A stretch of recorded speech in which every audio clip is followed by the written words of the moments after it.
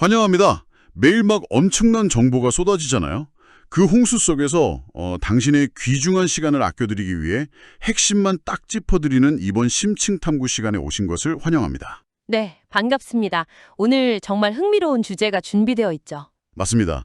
오늘은 듣고 계신 당신을 아주 흥미로우면서도 조금은 묵직한 대화로 초대하려고 하는데요. 네? 혹시 다들 이런 경험 있지 않으신가요? 하루 종일 정말 정신없어 바쁘게 일하고 마침내 밤에 침대에 딱 누워서 천장을 바라볼 때 말이죠.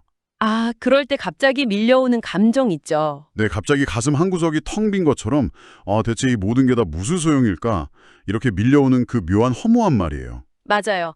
만약 지금 이 방송을 듣고 계신 당신도 인생이 무의미하다고 느껴본 적이 있다면 안심하셔도 좋습니다. 당신만 그런 게 아니거든요. 다행이네요. 저만 그런 줄 알았거든요. 인류 역사상 가장 똑똑하고 부유했던 사람들도 정확히 똑같은 감정을 느꼈으니까요. 오늘 우리가 다룰 칠처자료는 고대 지혜문학의 최고봉으로 꼽히는 전도서, 그중에서도 2장 12절부터 16절까지를 분석한 텍스트입니다. 그리고 이 자료의 중심에는 그 유명한 고대의 왕 솔로몬이 있습니다. 네, 솔로몬이죠. 오늘 우리의 미션이 바로 이 내면적 질문, 그러니까 왜 우리는 종종 삶이 헛되고 무의미하다고 느낄까? 여기에 대한 해답을 찾아내는 거잖아요. 그렇습니다. 근데 전문가님, 저는 이 출처 자료를 읽으면서 솔로몬이라는 인물의 배경 자체가 너무 흥미로웠어요. 보통 우리가 인생이 허무하다 이렇게 말하면 뭔가 가진 게 없고 실패했을 때 느끼는 감정이라고 생각하기 쉽잖아요. 그게 바로 이 텍스트가 가진 아주 강력한 반전입니다.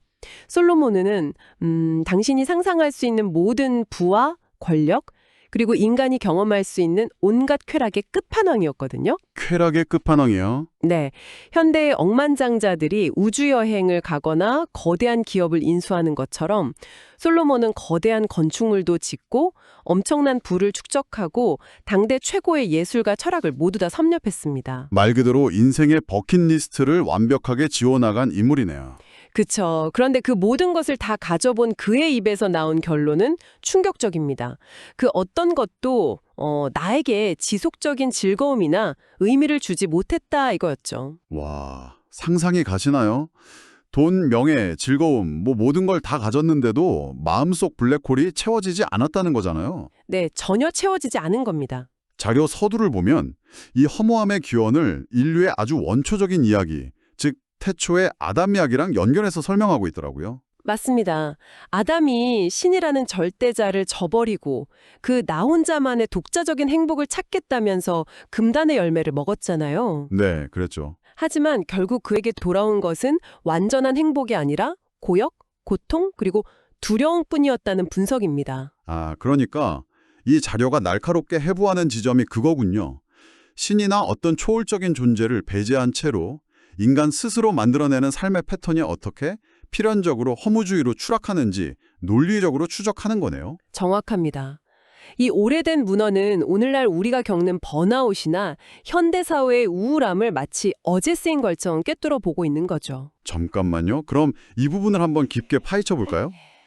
도대체 무엇이 우리를 그렇게 허무하게 만드는 걸까요? 텍스트가 제시하는 첫 번째 이유를 보면 꽤 직설적입니다. 네, 전도서 2장 12절에 등장하는 비유죠. 지혜로운 사람은 머릿속에 눈이 있어서 앞을 잘 보고 어리석은 우매자는 칠흑 같은 어둠 속을 더듬여 다닌다고 묘사하잖아요. 맞아요. 당연히 앞을 잘 보는 지혜자가 어둠 속을 걷는 사람보다 훨씬 뛰어나 보이죠. 표면적으로는 그렇죠. 근데 텍스트는 곧바로 그 우월함을 산산조각내버립니다. 지혜자나 우매자나 결국 인생의 트랙 위에서 모두가 당하는 일이 똑같다는 사실을 지적하거든요. 여기서 이 출처 자료가 말하는 핵심이 바로 모든 것의 무한 반복입니다. 무한 반복이요? 그러니까 내가 아무리 남들보다 훌륭한 통찰력을 가지고 열심히 살아도 결국 아침에 눈을 뜨고 밥을 먹고 출근을 하고 다시 잠자리에 드는 이 사이클 자체를 벗어날 수는 없다는 뜻이군요. 네, 피할 수 없는 사이클이죠. 지금 듣고 계신 당신의 일상도 한번 떠올려 보세요. 매일 아침 울리는 알람, 꽉 막힌 도로나 만원 지하철, 어제랑 똑같은 업무, 그리고 피곤한 퇴근길. 이 거대한 쳇바퀴 안에서는 천재든 바보든 다 똑같이 지루한 루틴을 돌려야 한다는 겁니다. 여기서 매력적인 부분은 이 텍스트가 그 지루한 반복을 바라보는 관점입니다. 보통 우리는 매일 똑같은 일상을 일종의 형벌이나 저주처럼 느끼지 않습니까? 그렇죠. 현대 심리학에서 말하는 쾌락의 쳇바퀴처럼 아무리 좋은 일이 생겨도 금세 익숙해져 버리고 다시 원래 상태로 돌아오니까요. 네. 하지만 오늘 분석하는 자료에 따르면 이 고대 문헌은 무한 반복의 굴레를 단순히 우리를 괴롭히는 저주로 해석하지 않습니다. 오히려 신이 인간으로 하여금 진정한 가치를 발견하도록 이끄는 광야와 같은 교육의 현장으로 설명하고 있어요. 네, 광야요? 끝없이 모래바람만 불고 척박한 그 사막을 교육의 현장이라고요? 좀 가혹하게 들리는데요. 저는 개인적으로 오아시스 같은 곳에서 교육받고 싶습니다만. 하하, 누구나 오아시스를 원하죠. 하지만 오아시스는 즉각적인 만족을 주는 곳이지 삶에 대한 근본적인 질문을 던지게 만드는 곳은 아닙니다. 듣고 보니 그러네요. 매일 똑같은 모래 언덕만 펼쳐지는 광야는 우리의 반복되는 일상을 완벽하게 상징합니다. 광야는 시선을 분산시킬 화려한 것들이 없기 때문에 역설적으로 절대적인 것에 집중하게 만드는 공간이라는 거죠. 만약 삶의 영원한 것을 향한 목적성이 없다면 일상은 그저 지독하게 지루한 반복일 뿐이다 이거군요. 맞습니다. 하지만 그 목적성을 가지게 되는 순간 무의미해 보이던 반복 속에서도 삶의 진지한 의미와 진가를 발견하게 된다는 것이 이 텍스트의 깊은 통찰입니다. 와, 그건 정말 신선한 시각 전환이네요. 당신이 매일 아침 피곤한 몸을 이끌고 걸어가는 그 출근길이 사실은 영원한 가치를 재련해내기 위해 세팅된 거대한 시뮬레이션 훈련장이라는 거잖아요. 네, 루틴 자체가 우리를 죽이려는 게 아니라 루틴 안에서 의미를 찾지 못하는 우리의 맹목성의 허무함을 맞는다는 뜻이죠. 정말 통찰력이 대단합니다. 하지만 텍스트가 여기서 멈추지 않더라고요. 네, 우리를 더 깊은 좌절감으로 몰고 가는 두 번째 한계를 지적합니다. 전도서 2장 13절에서 15절까지의 분석에 나오는 인간 두뇌의 치명적인 기능인 망각에 대한 이야기입니다. 이 대목이 진짜 흥미로운데요. 사실 우리는 보통 망각을 아주 긍정적인 방어 기제로 생각하잖아요. 그렇죠. 트라우마나 끔찍한 기억을 지워주니까요. 네. 뼈아픈 실수들을 뇌가 적당히 지워주지 않으면 인간은 제정신으로 살기 힘들 테니까요. 망각은 신이 내린 축복이라고들 하죠. 그 부분도 일리가 있습니다.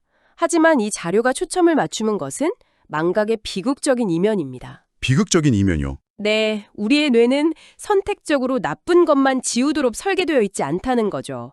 이 텍스트는 인간이 자신에게 주어진 엄청난 축복, 좋았던 기억, 심지어 누군가 나에게 베풀었던 결정적인 은혜조차도 시간이 지나면 까맣게 잊어버린다는 점을 날카롭게 찌릅니다. 아, 맞아요.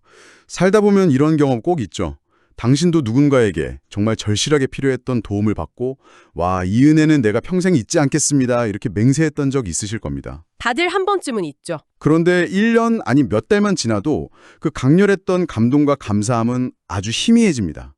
자료 분석이 딱 그 지점을 파고들더라고요. 네, 감사를 잊어버리는 순간 인간의 마음속에는 필연격으로 자신이 가지지 못한 것에 대한 불만과 남을 향한 원망이 자리 잡게 되고 결국 스스로 불행의 늪에 빠지게 된다는 겁니다. 이것을 더 넓은 인간관계 차원으로 확정해보면 문제가 더 심각해지죠. 이 망각이라는 한계는 모든 인간 내면에 깊이 자리 잡은 그 기억되기를 바라는 기대 심리랑 정면으로 충돌하게 되거든요. 네, 그 부분은 누구나 공감할 겁니다. 저는 이 부분 읽을 때 진짜 공감이 많이 됐습니다. 본능적으로 누군가의 기억 속에 의미 있는 존재로 남고 싶어 하잖아요, 우리는. 생일날 아무도 연락 없으면 세상에 나 혼자 남겨진 것 같이 우울해지고요. 특히 부모 자식 간이나 부부 사이처럼 가까운 관계일수록 더 심하죠. 맞아요. 내가 상대를 위해 희생하고 노력한 걸 잊어버리면 그 서운함이 이루 말할 수가 없죠. 내가 널 어떻게 키웠는데 이런 원망이 나오는 것도 다 내 수고를 기억해 주길 바라는 본성 때문일 겁니다. 그렇습니다. 하지만 이 출처 자료가 지적하는 가장 잔인한 현실은 신이라는 영원한 존재를 배제한 유한한 세계에서는 누군가를 영원히 기억한다는 것 자체가 물리적으로 불가능하다는 점입니다. 하드웨어의 한계군요. 인간의 기억력은 쇠퇴하고 감정은 변하며 무엇보다 우리는 언젠가 죽음을 맞이하니까요. 아무리 사랑해도 한 인간이 다른 인간을 영원히 기억해 줄 수는 없습니다. 영원한 기억을 갈망하도록 프로그래밍 되어 있는데 정작 하드웨어는 모든 것을 지워버리도록 만들어져 있다니. 이 모순은 정말 숨이 턱 막히는 비극이네요. 그렇다면 이 텍스트는 이 절망적인 모순에 대해 어떤 해답을 제시하나요? 그냥 다 잊혀질 테니 기대도 하지 마라. 이렇게 체념하라는 건가요? 오히려 그 반대입니다. 이 문헌은 인간 사이에서 완벽하고 영원한 기억을 갈망하다 상처받지 말고 시선을 다른 곳으로 돌리라고 조언합니다. 자료는 이 지점에서 창세전부터 시작된 신과 성도의 관계라는 개념을 도입합니다. 신과 성도의 관계요? 네. 여기서 말하는 관계란 단순히 종교적인 소속감을 넘어서 망각이라는 한계를 초월해 우리를 지켜보고 영속적인 관심과 기억을 베풀어주는 영원한 관찰자와의 연결을 뜻합니다. 아, 그러니까 인간의 불완전한 뇌에 내 존재의 의미를 의탁하지 말고 결코 데이터를 잃어버리지 않는 영원한 클라우드 같은 존재에 내 삶을 동기화하라는 의미로도 해석할 수 있겠네요. 훌륭한 현대적 해석입니다. 누군가에게 최선을 다했는데 철저히 잊혀져서 억울했던 날, 이 고대 문헌은 인간의 망각은 필연적인 오류일 뿐이니 자책하지 마라. 대신 너를 완벽하게 기억하는 영원한 존재를 바라보라. 이렇게 조언해주는 셈이네요. 정확합니다. 하지만 텍스트는 여기서 가장 무거운 주제이자 인생이 헛된 세 번째 이유로 넘어갑니다. 세 번째 이유요? 네. 매일의 반복이나 잊혀진다는 슬픔조차도 이 세 번째 앞에서는 작아 보일 수 있습니다. 전도서 2장 16절이 명시하는 죽음이라는 망고불변의 법칙이자 평등한 종착역입니다. 그래서 이 모든 게 대체 무슨 의미일까요? 우리의 기억이 지워지는 걸 넘어서 이제는 존재 자체가 세상에서 영원히 지워지는 순간이 온다는 거잖아요. 맞습니다. 자료 표현이 참 뼈를 때립니다. 세상에서 엄청난 성취를 이룬 혁신적인 CEO든 평생 실패만 한 사람이든 부자든 빈자든 예외는 없다는 거죠. 네. 모든 인간은 태어나서 늙고 병들고 결국 죽는다는 생로병사의 굴레를 결코 벗어날 수 없습니다. 인생의 마지막 관문은 우리가 얼마나 지혜로웠든 돈이 많았던 상관없이 똑같은 절차로 집행됩니다. 저는 이 부분에서 솔로몬이 왜 그렇게 깊은 허무함을 느꼈는지 완벽하게 이해가 갔습니다. 한번 생각해 보세요. 당신이 아무리 치열하게 스펙을 쌓고 남들 잘 때 밤새워 일해서 좋은 집과 명예를 얻었다고 쳐요. 누구나 바라는 성공적인 삶이죠. 네. 근데 아무리 아등바등 살아도 결국 8, 90년 뒤에 도달하는 종착역이 나보다 훨씬 대충 산 사람의 종착역과 한치의 오차도 없이 똑같은 무덤이라면 대체 왜 이렇게 땀 흘려 살아야 하지? 이런 회의감이 밀려오는 게 당연하잖아요. 이건 노력에 대한 완벽한 배신이니까요. 바로 그 지점이 수많은 철학자들이 허무주의에 빠지는 함정입니다. 목적지가 완전히 똑같다면 그곳을 향해 달려가는 과정이 무슨 의미가 있느냐는 거죠. 네, 그렇죠. 하지만 이 출처 자료의 결론부는 여기서 매우 흥미로운 패러다임 전환을 시도합니다.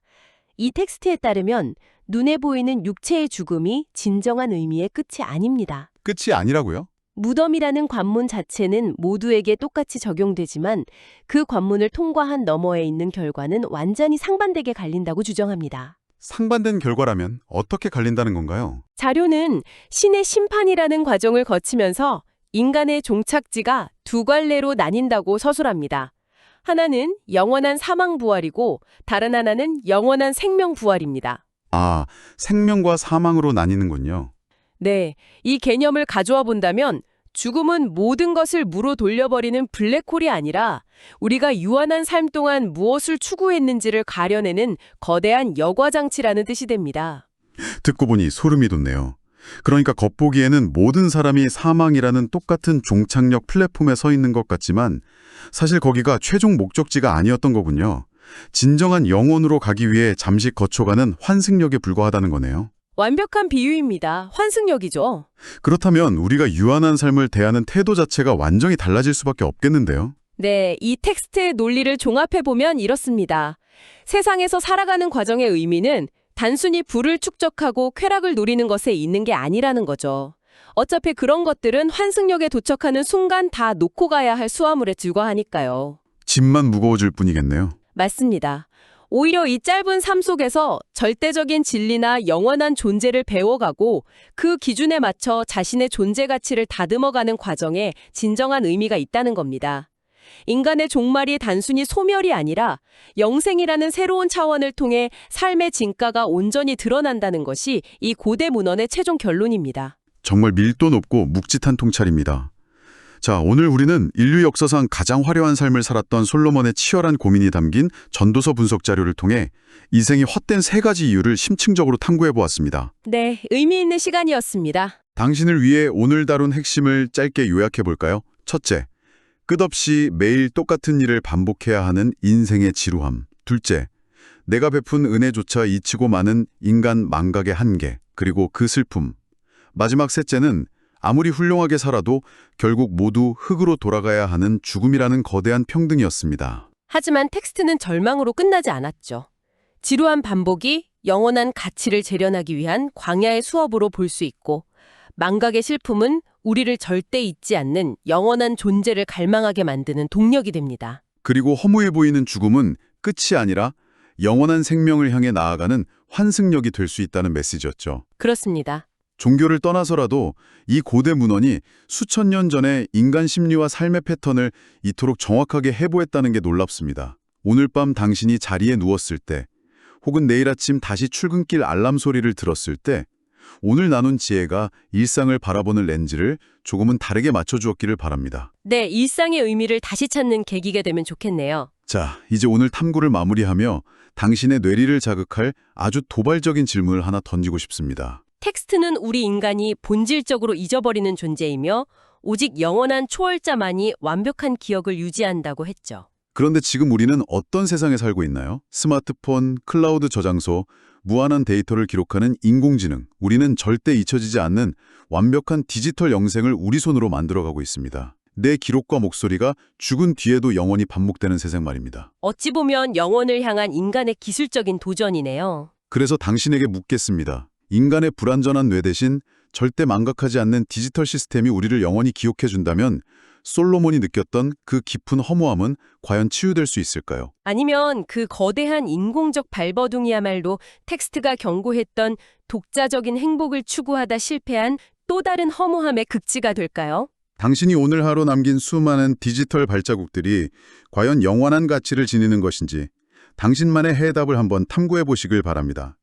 언제나처럼 오늘 이 진지한 지적 여정의 끝까지 함께해 주신 당신에게 진심으로 감사드립니다. 감사합니다. 당신의 유한한 일상 속에서 영원토록 반짝이는 의미를 발견하시길 응원하며 이번 심층 탐구는 여기서 쿨하게 인사드리겠습니다.